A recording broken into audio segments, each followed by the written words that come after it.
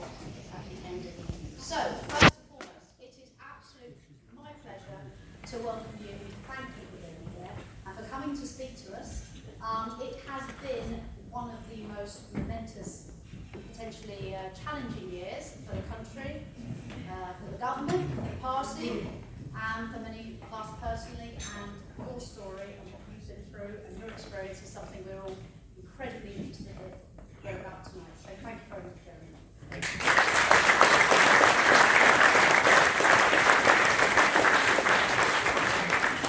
Thank you very much indeed, Catherine. Good evening, ladies and gentlemen. It's a great pleasure to be here for my very, very good friend, Grant. This is actually one of the first speeches that I've given since the leadership campaign in the summer. And I'm sort of used to looking at audiences and thinking, is that person back, Boris, or is it has to be Hunt?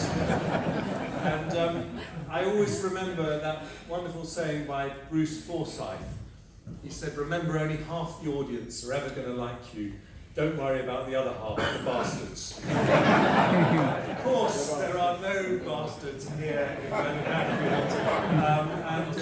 And I am pleased to be here, actually for the first time in 8 years, because I think I came 8 years ago to speak for Grant and Belinda.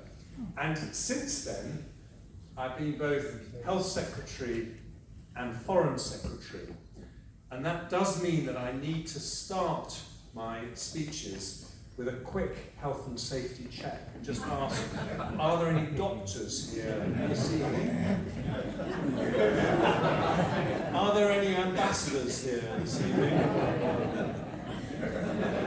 Well, I hope the doctors will forgive me if I tell you the story about the argument between the doctor, the ambassador, and the politician as to which was the most important for the future of humanity. And the doctors started this, and it's obviously us doctors, because without us, how could mankind have survived all these millennia?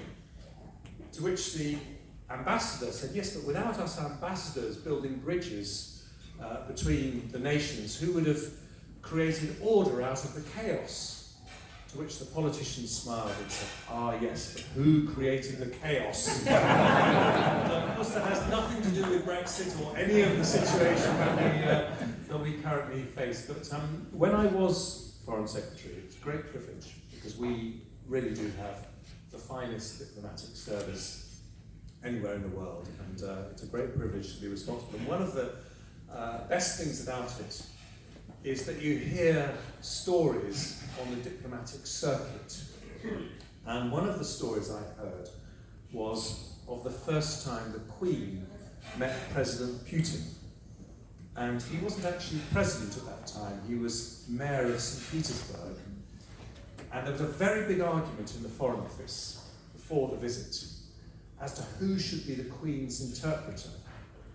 And MI6 said that obviously we should provide the interpreter because we happen to speak rather good Russian for very obvious reasons, and we've got just the person who can be the interpreter for the Queen. But the Royal Navy said, as it happens, the naval attaché in Moscow is a fantastic Russian speaker, such a good Russian speaker, he even knows Russian slang. And so there was this big argument in Whitehall, and in the end, the Royal Navy won. And so there was this young naval officer, spoke brilliant Russian, even knew Russian slang, who was interpreting for the Queen and Putin as they were walking around the gardens of this palace in St. Petersburg. And the gardens had been freshly planted by the Russians for the Queen's visit.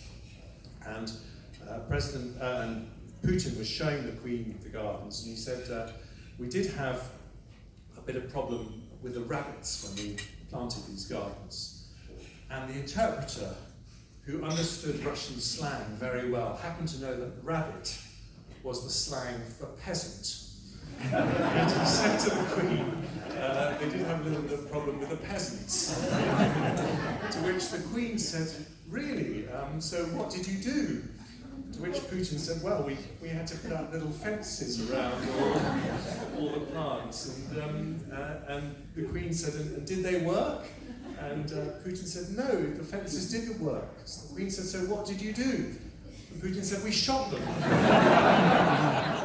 which the Queen said, that sounds a little bit extreme.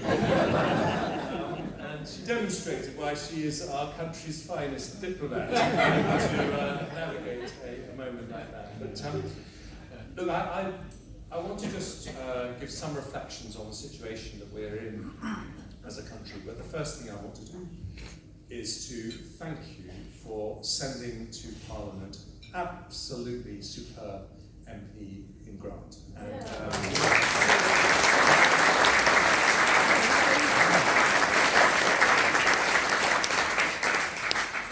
Grant and I have both experienced the highs and lows of modern political life, but I can tell you that he is a superb minister, and I'm absolutely delighted that he's back in the cabinet. He will be a brilliant transport secretary, because, and this is a word I found myself using over the summer, Grant is an entrepreneur.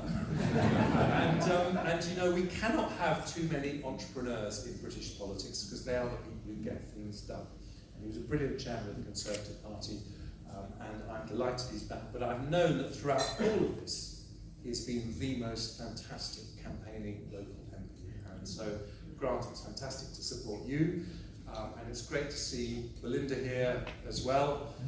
When I see someone like Belinda, I always think about Dennis and Margaret Thatcher and the occasion where Dennis Thatcher was once asked who wore the trousers in his relationship with Margaret Thatcher.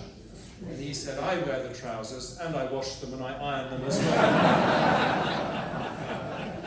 But let me just sum up where I think we're at in this Brexit process. It's been incredibly difficult because essentially both sides have misunderstood some pretty important things about the other side. If we're honest now, looking back 3 years, we in the UK, on all sides of the debate, we always thought that in the end the Europeans would be economically rational, they'll come to the table and do a deal, and we underestimated the fact that for Europeans, the EU is a political project as much as an economic project, and that is why they have been so much less willing to compromise than we hoped. But unfortunately, the misunderstanding has also gone in the other direction, because they have looked at us. And I think one of the problems is because they all speak English and they read our newspapers and they enjoy Fawlty Towers and all these things, they think they understand us.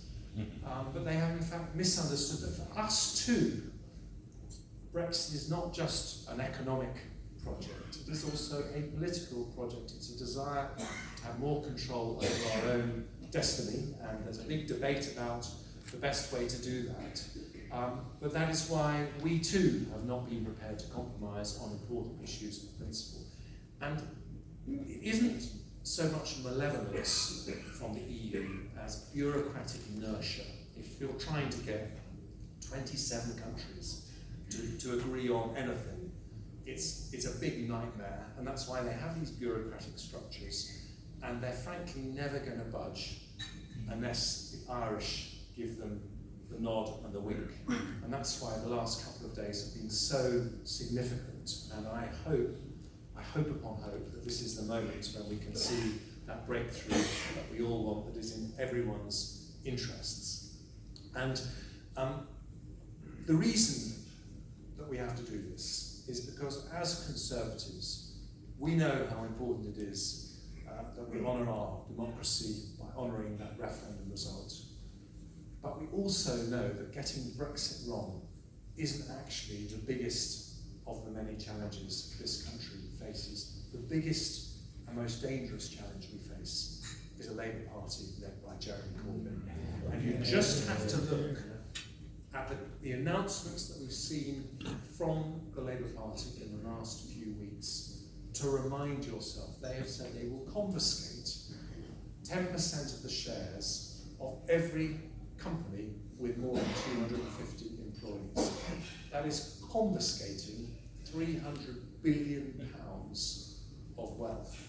Imagine what that would do to the business culture in this country, to the international investment on which thousands and thousands of jobs depend. On top of which, they've said they want to nationalise all the utilities, which very simply would add £6,500 to the debt of every household in this country. That would increase our national debt by 10% in one fell swoop.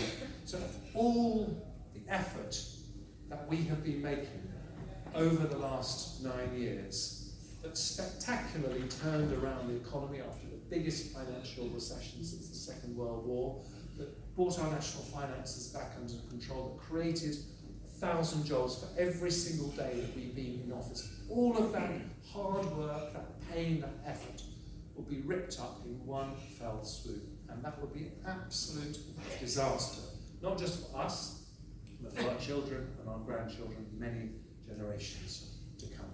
So that is the thing that we must never lose sight of in the whole of this Brexit discussion. But I want to tell you another reason why it's so important that we resolve Brexit and go on to fight those bigger battles. And it relates to my time as Foreign Secretary. Because when I visited other countries, I was always struck by something that was a little bit surprising and perhaps a bit counterintuitive. Every country I went to, they seemed to have a whole lot more respect for Britain than we seem to have for ourselves. And I often ask myself, why is it that we are held in this great esteem around the world? And of course you can point to things like the world's 5th or 6th biggest economy, the world's financial centre, the world's language, the world's great playwrights, four of the world's top 10 universities. We've got a great long list of lovely statistics that Prime Ministers like to trot out. But actually, at the heart of it was something much more profound, which is they look at this country as one of the oldest and greatest and most robust democracies in the world. They look at the international order that we've had since 1945, which has been the most prosperous and peaceful in the history of humanity, which was really put in place by the United Kingdom and the United States. And they look at our country and they look at our history and they say, you know, this is a country which not just Magna Carta and the Great Reform Act and the suffragettes, they didn't just fight for democracy at home, but actually they fought for democracy abroad, on the continent of Europe when it was threatened by fascism, but also with the legacy we left behind with all those former colonies that became, through sometimes a halting road, but that worked their way towards becoming democracies as well. So they look at this country as a great exemplar of democracy, and then they look at that Brexit vote, and they say, this is the real test. Because they say, we know that the political establishment, people like Grant and me, actually voted to remain in the EU. We know that you didn't really want this, but the people told you what they wanted to happen, and you, the politicians, said you would do what the people told you. And so now we want to see if you really are that great democracy that we've always thought you are. And that's why they are watching us now. And that's why it is so important at this moment of a big test for our country that we are able to look them back and say, yes, we are a great democracy. Yes, we are going to deliver that Brexit decision. And you know what? We're going to make it a huge success. Because the way to heal the divisions of Brexit, and there are huge divisions, of course, in our country, or Brexit, the way to heal those divisions isn't to cancel Brexit, which the Lib Dems want. It's not to have a second referendum, which is what we get under Labour. This would just mean we'd still be arguing about Brexit in 5 years or 10 years or 15 years' time. The way to heal those divisions is to deliver Brexit, because that's what the referendum said we must do. And then to show the people who voted Remain that this isn't the Brexit of their worst nightmares. This is actually going to be a Brexit where we remain an open, tolerant, internationally minded, outward-looking, positive country. And that is the Brexit that we are going to deliver. And And that is the Brexit that I believe in and that Boris believes in, which is why I'm proud to support Boris as our Prime Minister, because, you know, with all these threats, the thing that matters now more than anything is that we come together as a party. And I just want to finish by telling you about when I joined the Conservative Party. I was in my first year at university. And I joined because I believed then